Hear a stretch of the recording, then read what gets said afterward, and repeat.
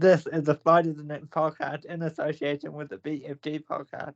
On today's show, we have Jesse from the Flight of the Next along with Denise and we have Nell from the 1975 Football Fans team. Welcome, Nell. It's a pleasure to have you on the show today. And a pleasure to be here. So, Denise, would you like to start us off? Yeah, we got a player. So describe yourself as a footballer in 3 words. A no-nonsense player. No nonsense play. That is 3 words. Yeah. So what do you mean by no nonsense? Well, the thing is, when I tackle hard. And I play hard. I play fair. Never had a yellow card, never had a red card. Wow. And so what position did you play? In the Football Ferns, I played centre back. Normally, I would have been playing in the midfield. Ah, okay, cool. Hey, Blake, you have any questions? So, I want to start by asking you a bit about yourself. So can you please start by telling me a bit about yourself? Okay. I come from Holland. We immigrated in 1973 to New Zealand. We went to stay with an aunt and an uncle in Potaroo, who had promised my parents a lot of things. Didn't work out. So a fortnight later, my father hired a bus and we drove down to Palmerston North. There was 2 families that had arrived. We ended up at the Awapuni nurseries in Palmerston North. Within a week, the ones that needed work got work. I ended up in a school where I met a fellow teammate in the end that also played for the Ferns, Marianne Paul. Yeah. So my career, I played for Palmerston North Saints. From there, we represented Wellington in national tournaments.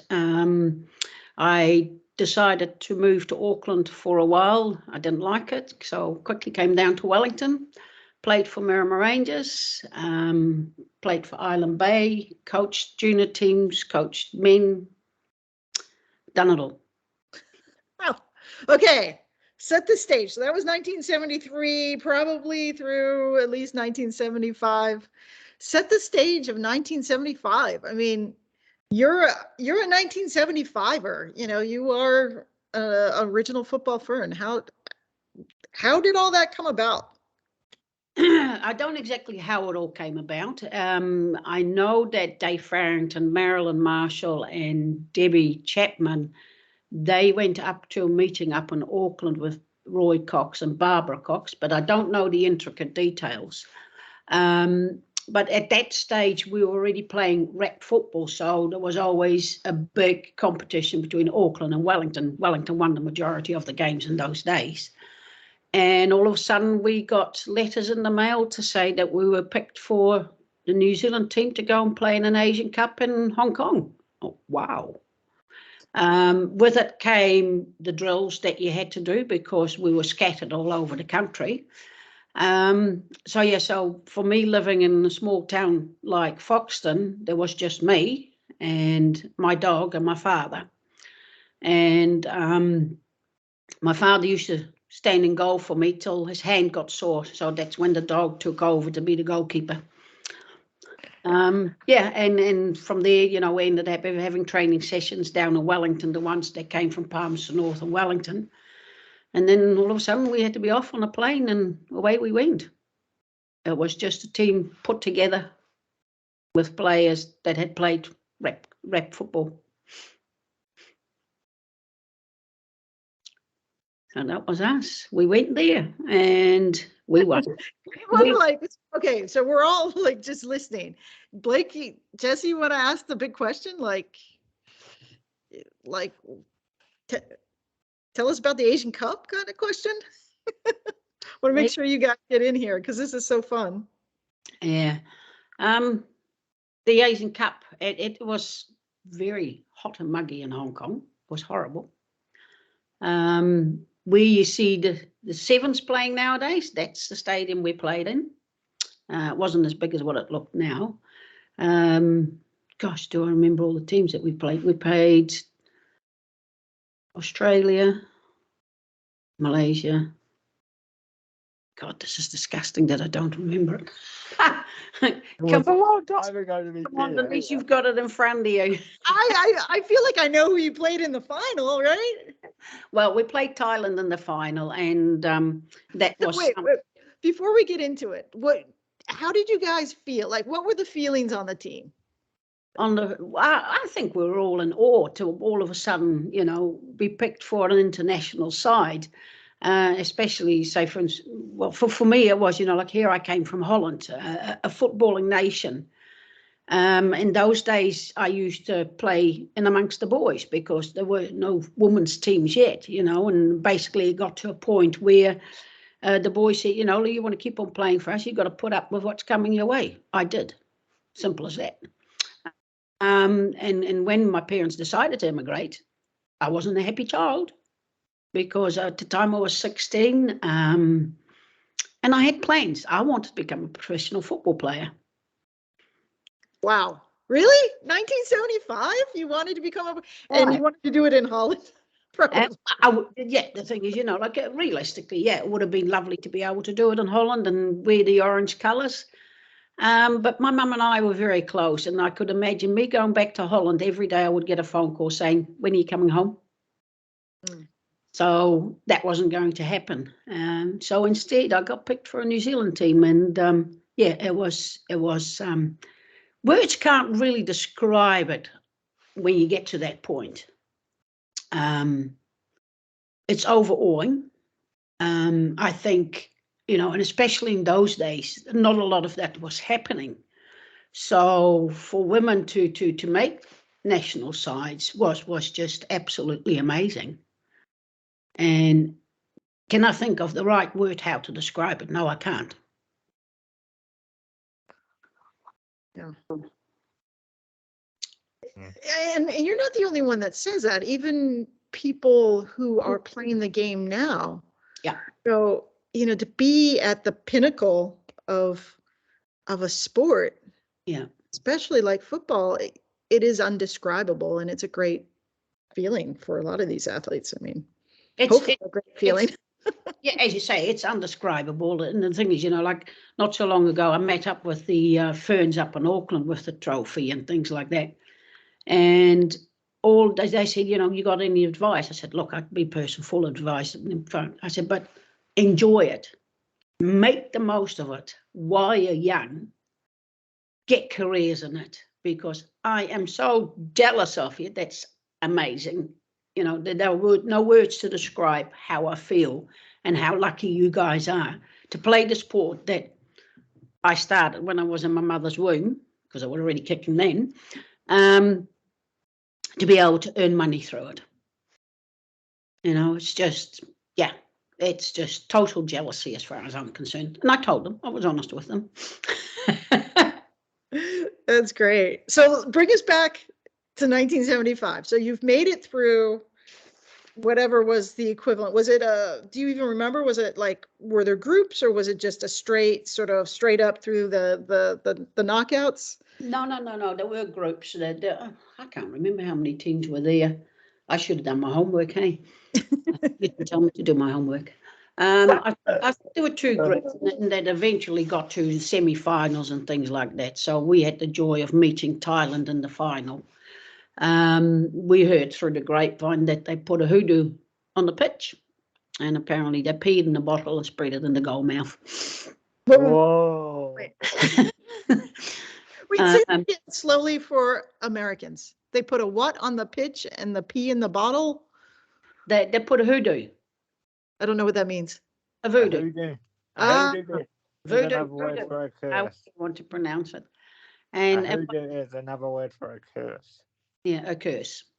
Yeah. And and we heard through the grapevine that they urinated into a bottle and spread it in the goal mouth. Whoa. But it didn't work.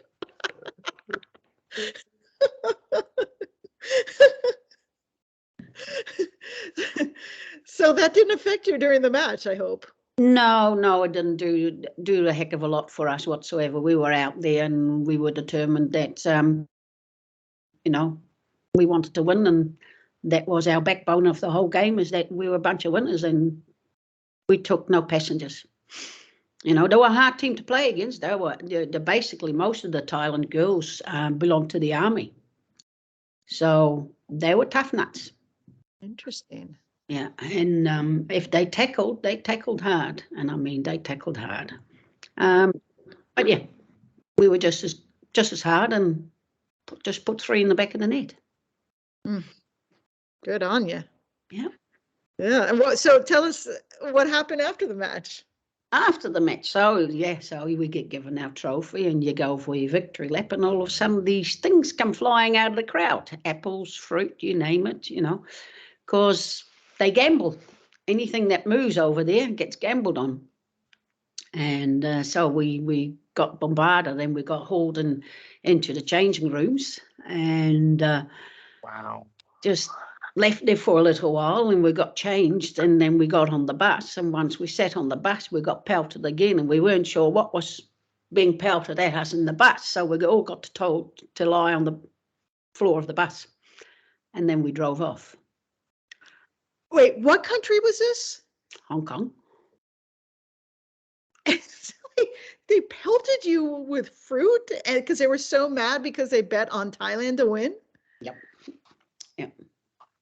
You know, like who was little New Zealand to come out the winners?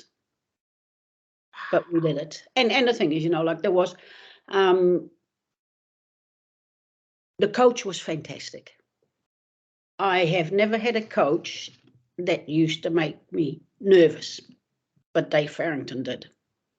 He had this gentle demeanor about him that, you know, he made very much a point how he wanted you to play, but it was always done very nicely. And if you didn't play well, you got told off very nicely. But yeah, you know, like he was a fantastic coach, and I think in amongst the team, even though, you know, half of it was Wellington players, half of it was Auckland players, we were blended as a team through his ability as a coach, and the performance came out on the pitch. Yeah, I can see him. I'm looking at his photo in the on Twitter now. Yeah. So tell me more about your teammates. About my teammates. Like, what do you want to know about them? Oh, who is? You seem like you were probably one of the toughest. Who's the funniest? Who would have been the funniest? Why would I be the toughest? I think we were all pretty tough once we were on the pitch. I think we were all tough when we were on the pitch. Yeah. Who was the funniest in the team? I don't know. All right. Well, then who went to battle? Whose game face changed? All of us. Yeah. All of us. Absolutely all of us. You know, if you ask Carol Knox, who used to say, oh, you know, you're the front person of our team. I was blonde, a good body at the time, not like it is now. I had gazillions of pictures taken of me, and they'd come up and touch your hair, and I had the joy of being driven around in the limousine with Veronica Cho. I don't know why, to this day, why I was picked to travel with this woman that ran the Hong Kong Association. Oh, cool. Yeah, so, you know, but hey, I was fine traveling in a limousine. It was good. But no, I think players-wise, the whole team, we all knew we were there to do a job. And that was our main focus. Blake, Jesse, you want to jump in with some questions? And Jesse, if you do, just push that button again that you pushed before. But I'll jump in the meantime. So I tend to jump around a bit. So how insecure this interview was, Denise, or you at the trophy tour that's going on at the moment at the time of this recording for the 2023 World Cup. So what's your opinion on the current crop? because there's some very talented players, and we've had the pleasure of interviewing many of them. Having met them up in Auckland was great. Those girls were fantastic. I think there are some very good players there. I'm not going to mention names, but I think there's also some that shouldn't be there. You have to pick a player on ability, skill, willpower, wanting to win. So yeah, but you know, like you mentioned Paige Satchel before. While I was up there, I had a wee chat to Paige, and I told her she annoyed the living daylights out of me at times. I didn't say it in those words, but I'll be nice on the thing. And I said, you know, why don't you shoot at goal? And she goes, what do you mean? I said, you've got all the speed in the world. I said, you can beat any player. I said, and then when you get past them, you go, what am I supposed to do now? I said, look up. I said, you can see those 3 sticks. I said, have a go at it. I said, because in the end, the rest of the team should be backing you up to try and put it in the back of the net. I said, because that's the aim of the game. I said, it's getting the ball in the back of the net. I said, New Zealand team just hasn't got enough shots on goal. I think they can do quite well. I think they can probably, if their mindset is right, get through to the next round. But it's all down to them getting their mindset right and not show any respect to their opposition, because that of the games that we've seen, and a lot of people probably say, you know, like New Zealand has lost so many games. Yes, they have. But what they've also got to remember is they didn't have their full squad there. The players, they're professional, were still playing with their teams overseas, and etc., etc. Those players are now back with the team. But for me, your first tackle is your best tackle, your hardest. Letting the opposition know, I'm here to win. So next time you dribble at me, take your pick. Do you want me to tackle you, or are you going to pass the ball? They pass the ball, we've got to be in there to get the ball. And do you think having a professional team in the Wellington Phoenix kind of helps a bit with the growth, with the having the World Cup here, the growth of the game, and etc. etc. Oh, absolutely. You know, it's probably years too late. It's probably years too late having a professional team. Things when it comes to women's football, I think, are a bit on a go slow and dead stop at times. And I'd like to think with the World Cup being here now, a lot of people are starting to open their eyes, especially at the top, and do a bit more for women's football, because the thing is, the country itself, it doesn't know what it's going to hit it. And they've got no idea. Through the grapevine, I heard there's 40,000 Americans coming. Hello? And that's only of one team. There's 15 teams coming to New Zealand.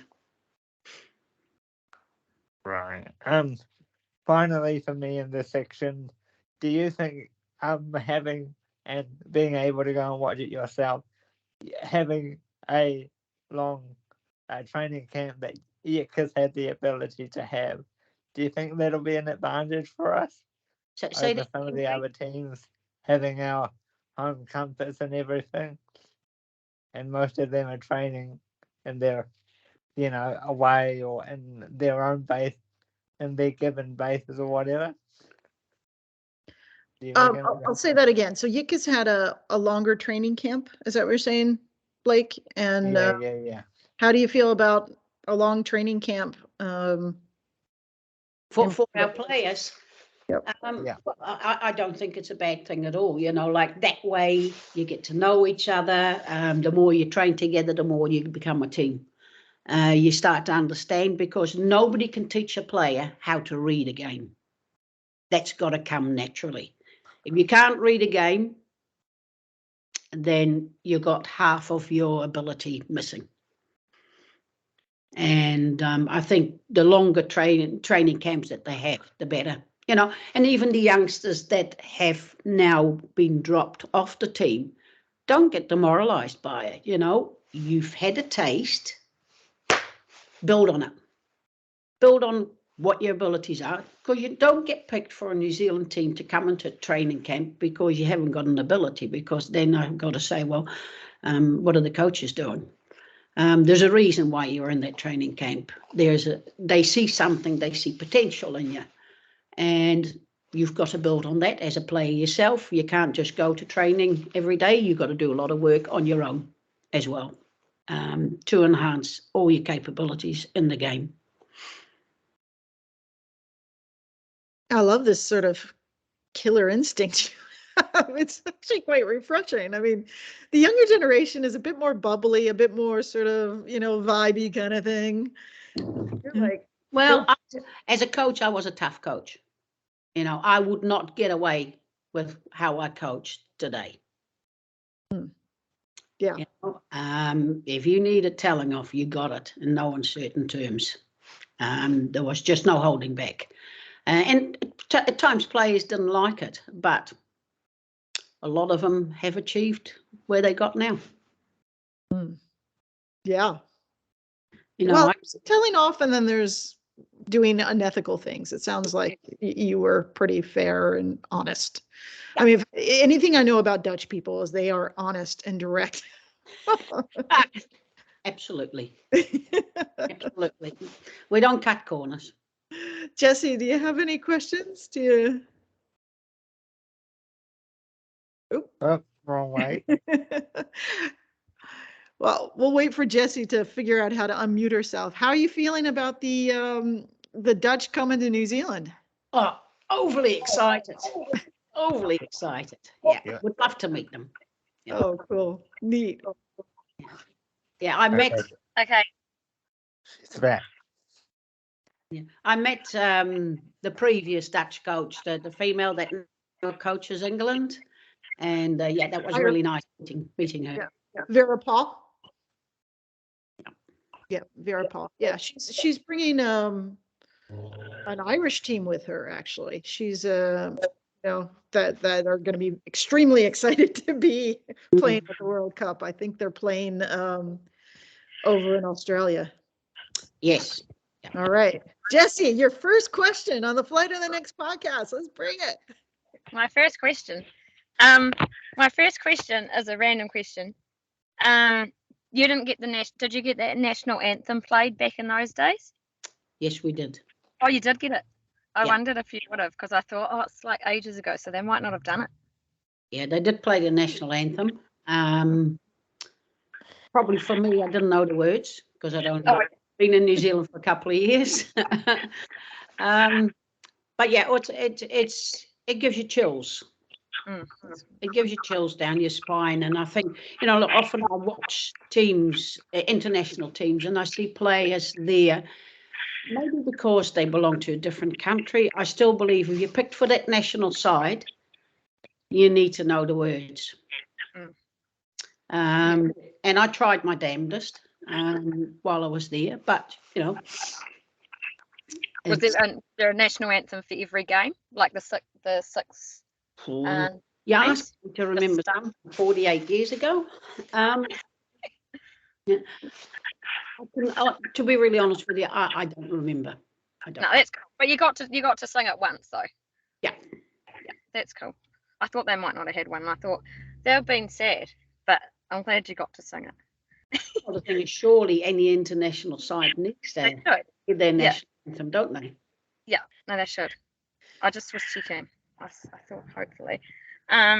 Did you get strips and shirts with your name on it, or did you have to buy their own strips, or did we had a real sexy strip? It was made out of crimpolene. It was awful. Crimpolene. It's horrible material. No, we didn't have our names on it. These were quickly sewn together by a lady up in Auckland. I had a number 5 on my back, and that was about it. Did we get to keep the uniform? No, we all had to give it back. The only uniform that we were allowed to keep was our travel uniform. And it was made out of crimpolene as well. It was horrible, absolutely horrible. And I had it hanging in my cupboard for a very long time, and I looked at it and I went, I will never wear that. So I took the emblem off and the rest went. Oh, so you throw it out. It was awful. You've never ever seen anything so disgusting. Oh, bugger. It's sad. I think you would have been able to keep it for the rest of Well, it and have it on the wall or something. If you look at the photo of us in 1975, you look at the sandals that we're wearing, they were probably warehouse jobbies.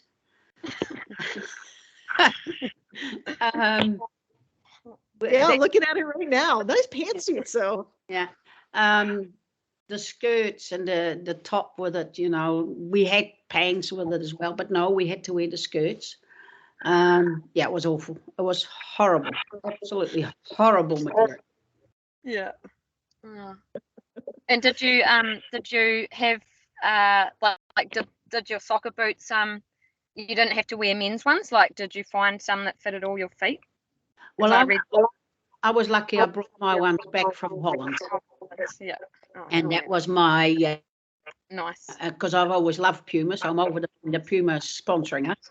Yeah, and back home in Holland, you know, you can get a size boot to fit your feet. Yeah, exactly. Like I was 36D because I've got a wider foot but a small foot, and they used to hug my feet like they should. Yeah, nice. That's good. And others weren't so lucky.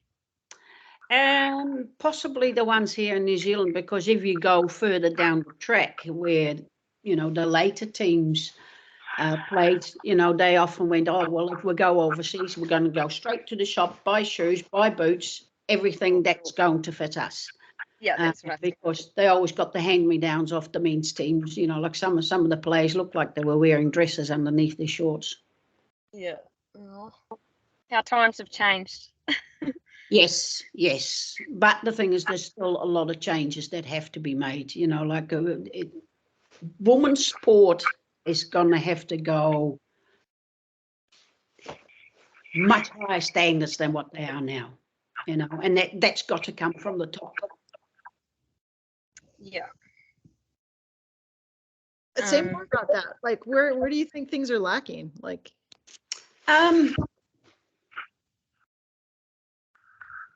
say televising is one. We don't see enough of it on TV. Newspapers, you don't see a lot of it. Apparently the team here in Taupo is top of their league. To this day, I've still got to see anything in the newspaper about it. There's nothing there, which is sad. Say for instance, the trophy coming to Taupo. A little ad that size let us know that the trophy was coming. If it wasn't in regards to a friend of mine telling me about it, I wouldn't have known.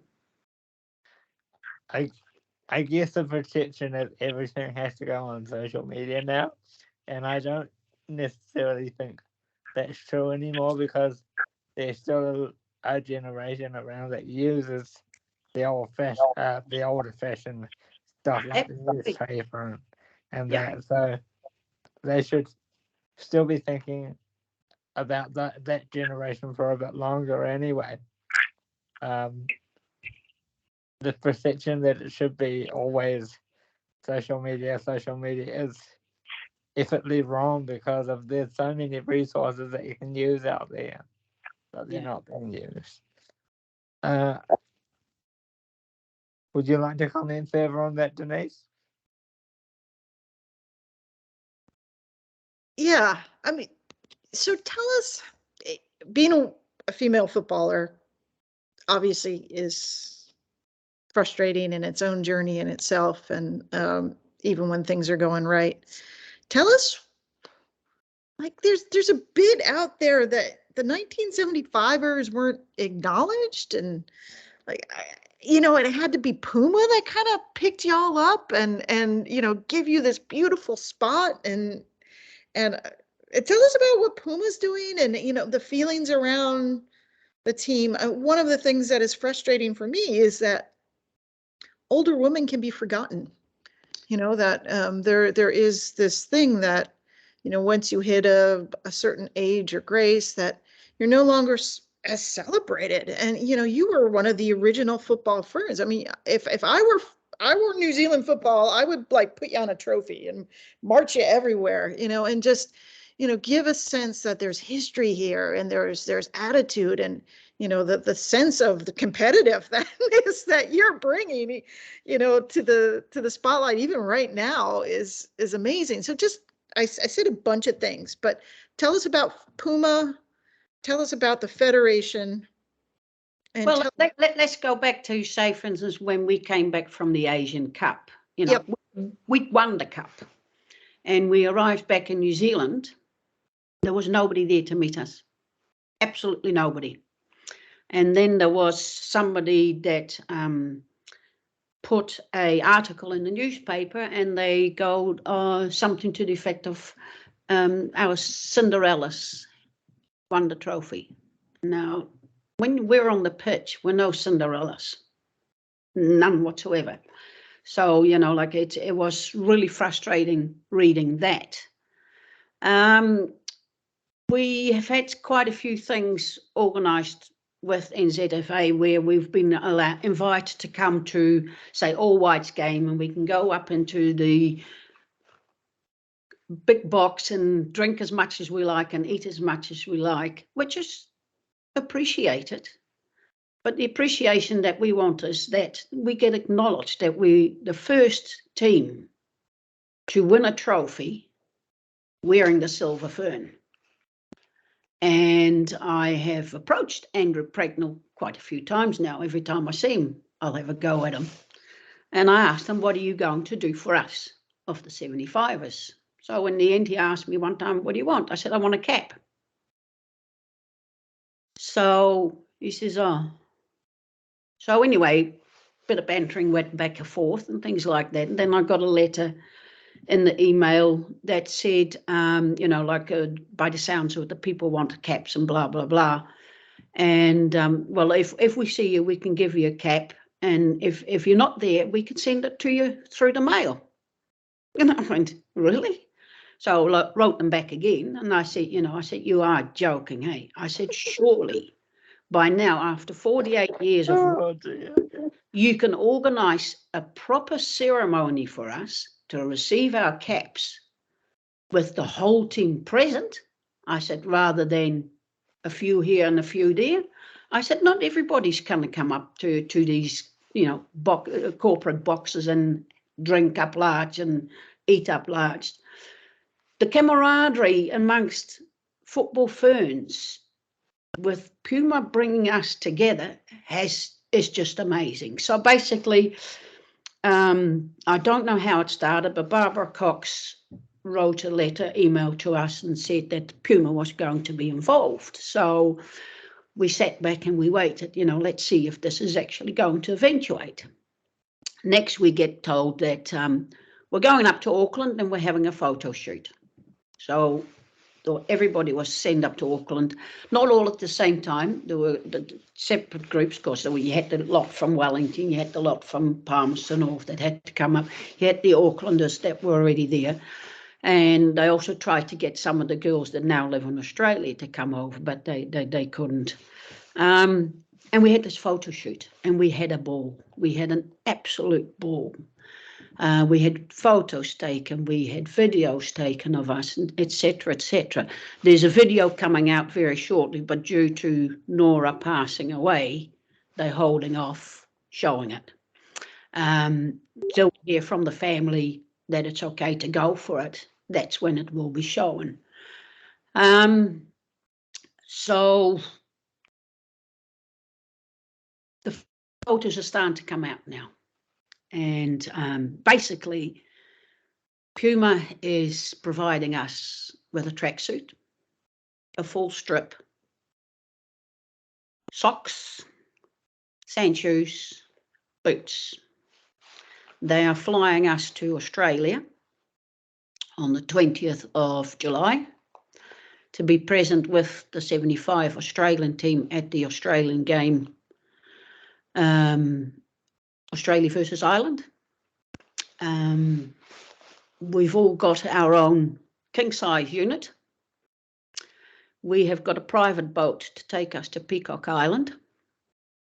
and it's just overawing what they're doing. There's times we have got no words, and at the end of the photo shoot, we were all given a letter by the CEO of Puma, and that is what we should be getting from the NZFA. And we're still waiting. Goosebumps. Goosebumps. Oh, good on you. I find it. Which is sad. Oh, sorry, I'll let you finish. No, go. I find it incredibly disappointing, but that Mr. Fagnall wouldn't recognise you, but I'm delighted that Puma will. And I just wish that Mr. Fagnall would do the same. Well, he's hoping. He's hoping that they come to their senses. And the thing is, it shouldn't just happen for the 75ers. There's a group that ended up in the early 80s and things like that. They're all retiring now. And we all should be having this little pedestal to stand on and say, I was a football fan. Yes, absolutely. Yeah. And it's, what a waste of not having this wisdom and knowledge passed down. I mean, that's one of the greatness of my U.S. women's national team. You can tell by my accent, is that they pass down the expectations, they pass down the knowledge, they pass down the confidence. Yeah. And that is, at the very least, something that our current football ferns need to have a stream running through them around this. Yeah. Wow. Yeah, I know that when they showed the trophy in Taupo, I was talking to the lady from Hamilton, and what they are doing is getting some of these, they're getting different ages to speak to the younger generation in regards to football. And I think Michaela Foster was one of them that was going to be speaking at that one. Who was a young'un, like what, how old is she? Early 20s, late teens, which I think is fantastic. But why didn't they do that in our time? We all still have got a lot to give back to the game. I believe for myself, I gave a fair bit back. I copped a lot of disgusting things, especially from an ex-all-white, whom I shall not mention, but he should be. Being spat in the face and things like that was disgusting. And that, in the end, stopped me from enjoying football. But the itch is coming back with this World Cup coming into New Zealand, and I might do something about it again. Well, I hope you do. Are you? Go ahead, Jessie. Go ahead. Are you getting some tickets to go to the opening game in Auckland as a team? No. You are to the other two games if you wanted to, eh? But are you or not? I think I read somewhere. We are not being given any tickets. Haven't been given any. No. The tickets that we have got are the ones that we bought ourselves. Well, it is true. Sucks. Yeah, the word is called sucks. Yeah, I had this. I said to Denise last night. I sent in a message and I said, "Oh, wouldn't it be amazing? They wouldn't, if they can't give you tickets, then they wouldn't do this." But I was like, wouldn't it be cool if you, like you guys as a team could, ladies as a team could go out on the field at the Auckland the opening, like with the team now, and walk on with them and go and stand behind them and hear the national anthem. But if they can't even give you tickets. Well, unfortunately, it couldn't happen now because we're all on a plane over to Australia to watch the opening game of Australia versus Ireland. I'm so glad Puma's done that for you. At least they've done that. It'll be amazing. Yeah. You know, and it was very hard being at the trophy up in Auckland because all the girls would ask you, have you got your ticket for the game? Yeah. And Scotty and I had discussed it. She says, what did we say? I said, well, we've got tickets. We have got our tickets to go to the game. So we said, just say, I've got my ticket. Yeah, yeah. Because we couldn't talk about the Puma thing. We weren't allowed to talk about the Puma thing. Yeah. Okay. Oh, yeah. But the cat's out of the bag now, so now we can talk about it and all the things that are being done for us. How did you feel? So this is the last question about the Puma thing. How did you feel, Rick? Because I saw those video clips of you reading the letters. Yeah. So did you all get to read one at the same time, sort of thing from Puma and sort of digest, or was it sort of? Well, I was with another person, and I had already sort of started glancing across that letter, and I said to her, I said, you can read it. I said, because I won't get to the end. Okay. Yeah. Yeah. Yeah, it's a hard one to watch and not, have some faucets going out of your eyes, and definitely put it in the show notes. It was incredibly moving. Yeah. Yeah. Well, the thing is, like one day, one of us will probably post that letter online.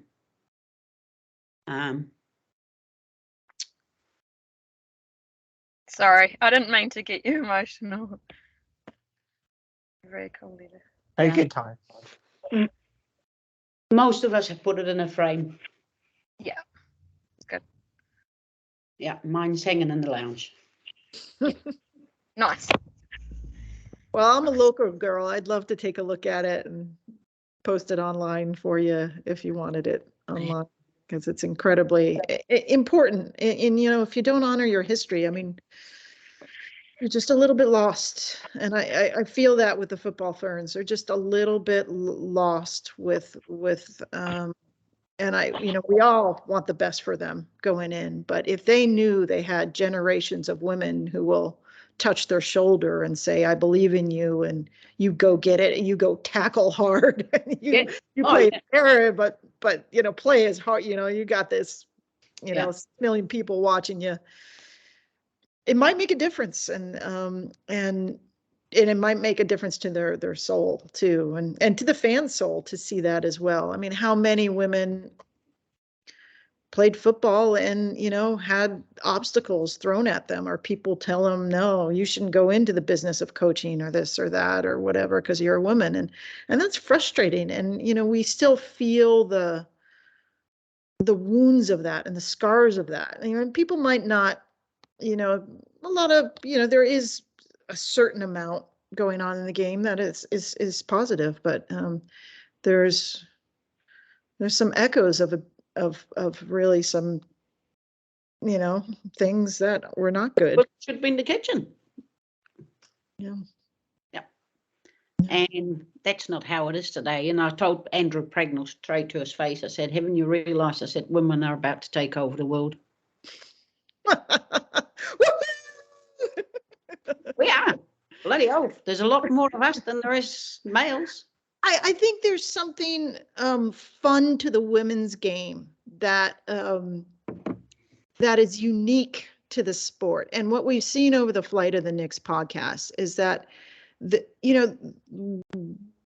these female players have something new to bring. That there's an honesty to what they do, and there's an openness, and there's a togetherness that the game has and makes it special.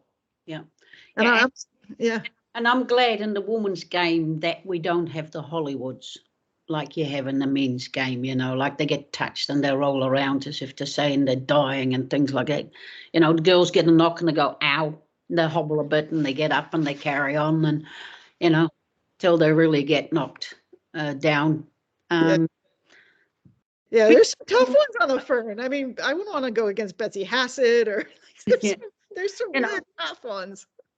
I don't think the public realise that, we're not softies.